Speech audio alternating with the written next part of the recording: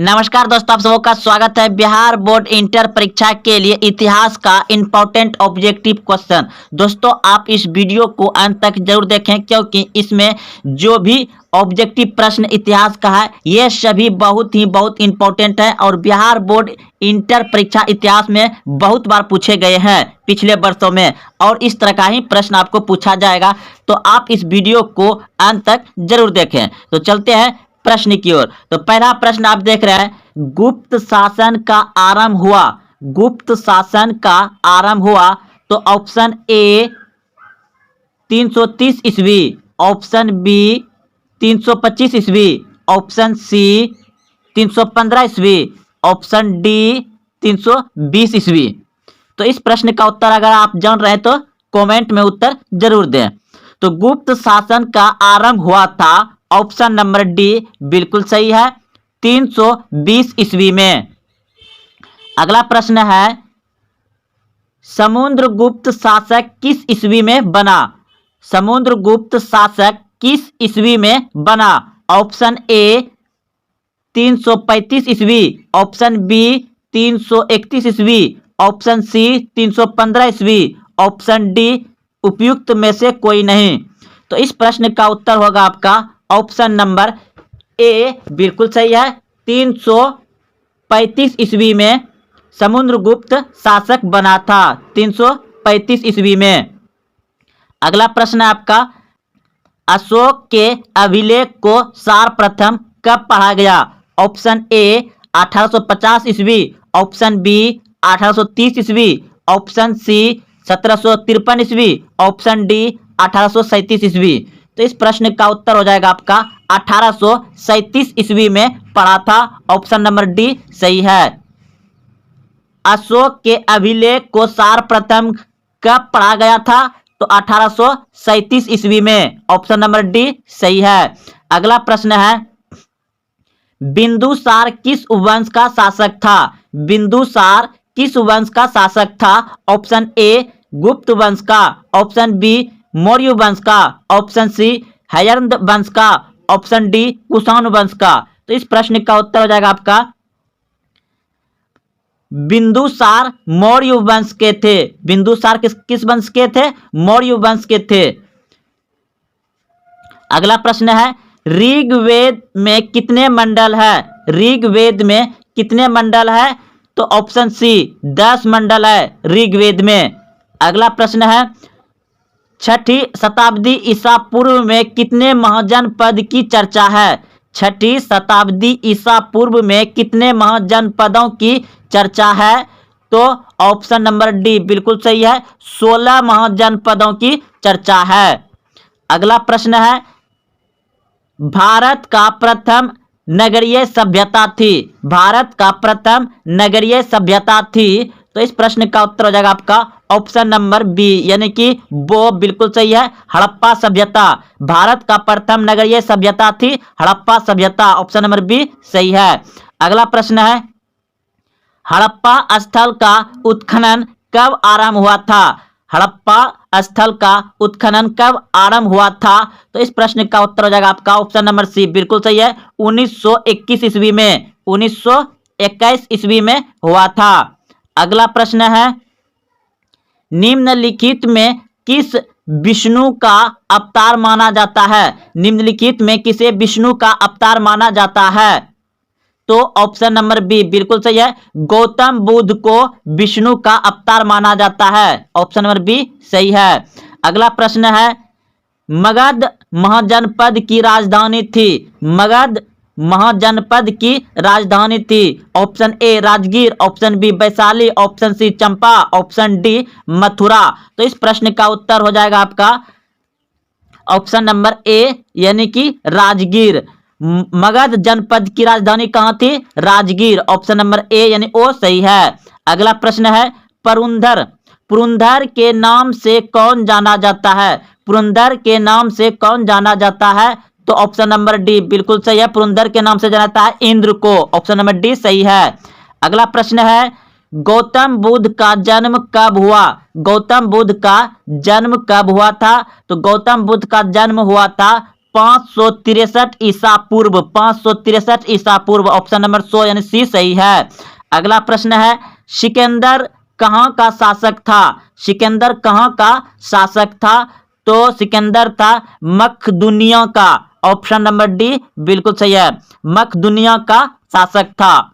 अगला प्रश्न है, किस ग्रंथ में आदम से लेकर अकबर के काल तक का इतिहास मिलता है? किस ग्रंथ में आदम से लेकर अकबर के काल तक का इतिहास मिलता है? तो इस प्रश्न का उत्तर हो जाएगा आपका ऑप्शन नंबर बी बिल्कुल सही है, अकबरनामा में, अकबरनामा में। अगला प्रश्न है, अकबर ने अबुल फजल से अपने स्वयं के काल का इतिहास लिखवाया, प्राचीन काल में ऐसी परंपरा कहाँ थी? अकबर ने अबुल फजल से अपने स्वयं के काल का इतिहास लिखवाया, प्राचीन काल में ऐसी परंपरा कहाँ की थी? तो ऑप्शन नंबर ए बिल्कुल सही है, चीन का। कहाँ का था? चीन का था, चीन। अगला प्रश्न है, आपका अगला प्रश्न है कि बादशाह नामा किसने लिखा? बादशाह नामक किसने लिखा? तो बादशाह नामक ग्रंथ लिखा है आपका अबुल फजल ने, अबुल फजल ने हो जाएगा आपका ऑप्शन नंबर वो बिल्कुल सही है, ऑप्शन नंबर बी अबुल फजल। अगला प्रश्न है आपका, फतेहपुर सीकरी को राजधानी किसने बनाया? फतेहपुर सीकरी को राजधानी किसने बनाया? तो अकबर ने, ऑप्शन नंबर ए यानी ओ सही है, फतेहपुर सीकरी को राजधानी किसने बनाया था? अकबर ने। अगला प्रश्न है, दरबार में अभिवादन का तरीका निम्न में से कौन सा था? दरबार में अभिवादन का तरीका निम्न में से कौन सा था?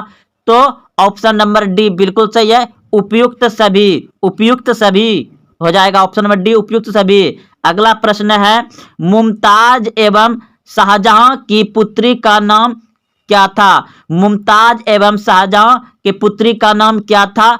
तो जहां आरा, रोशन आरा, गोहर आरा यानी उपयुक्त सभी, ऑप्शन नंबर डी बिल्कुल सही है, मुमताज एवं शाहजहां की पुत्री का नाम था उपयुक्त सभी हो जाएगा, इसमें तीनों था। अगला प्रश्न है आपका, सर्वप्रथम विजयनगर की यात्रा पर आने वाला विदेशी यात्री कौन था? सर्वप्रथम विजयनगर की यात्रा पर आने वाला विदेशी यात्री कौन था? तो ऑप्शन नंबर ए बिल्कुल सही है, यानी ओ निकोली केंटी, निकोली कोटी। अगला प्रश्न है, शेख कुतुबुद्दीन बख्तियार काकी की संबंध किस सूफी संप्रदाय से है? शेख कुतुबुद्दीन बख्तियार काकी का संबंध किस सूफी संप्रदाय से है? तो इस प्रश्न का उत्तर हो जाएगा आपका ऑप्शन नंबर ए बिल्कुल सही है, चिश्ती संप्रदाय से, ऑप्शन नंबर ओ यानी ए सही है। अगला प्रश्न है, ख्वाजा मुउद्दीन चिश्ती, ख्वाजा मुउद्दीन चिश्ती की अजमेर स्थित दरगाह पर सर्वप्रथम कौन सा सुल्तान आया? ख्वाजा मुउद्दीन चिश्ती की अजमेर स्थित दरगाह पर सर्वप्रथम कौन सा सुल्तान आया? तो इस प्रश्न का उत्तर हो जाएगा आपका ऑप्शन नंबर बी बिल्कुल सही है, मोहम्मद बिन तुगलक, मोहम्मद बिन तुगलक आया। अगला प्रश्न है, शंकराचार्य का मत है, शंकराचार्य का मत है, तो इस प्रश्न का उत्तर हो जाएगा आपका उद्वैतवाद, ऑप्शन नंबर बी सही है। अगला प्रश्न है, भारतीय अध्ययन संबंधी बाधाओं का वर्णन किस विदेशी यात्रा ने लिखा है? भारतीय अध्ययन संबंधी बाधाओं का वर्णन किस विदेशी यात्री ने लिखा है? तो इस प्रश्न का उत्तर हो जाएगा आपका ऑप्शन नंबर ए यानी अलबुर्नी ने लिखा है।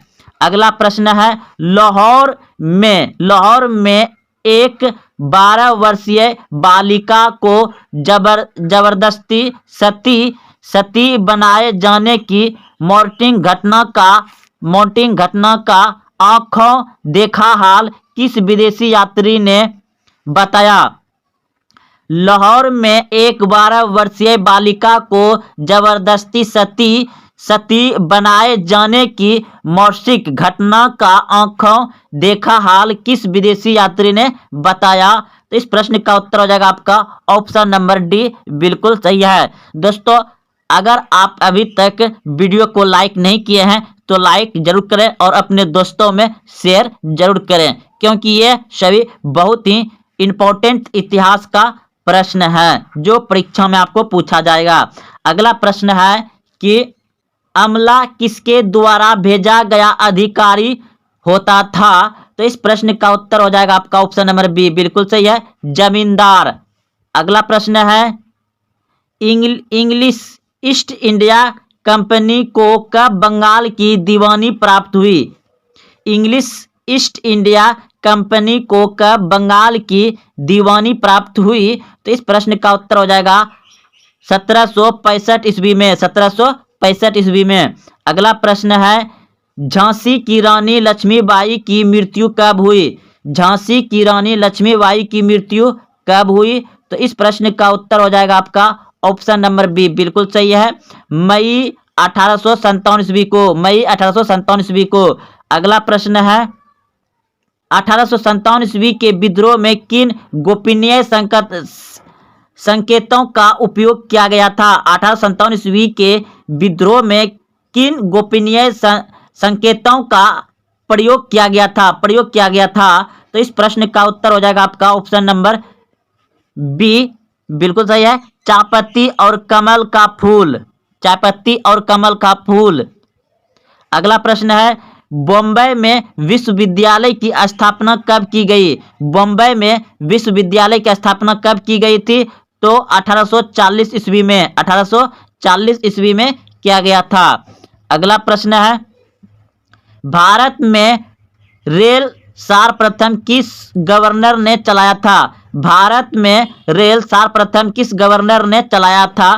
तो इस प्रश्न का उत्तर हो जाएगा आपका ऑप्शन नंबर बी, बिल्कुल सही है, लॉर्ड डलहौजी ने। भारत में सर्वप्रथम रेल किस गवर्नर जनरल ने चलाया था? तो लॉर्ड डलहौजी ने। अगला प्रश्न है खेरा गुजरात में किसान आंदोलन कब हुआ था?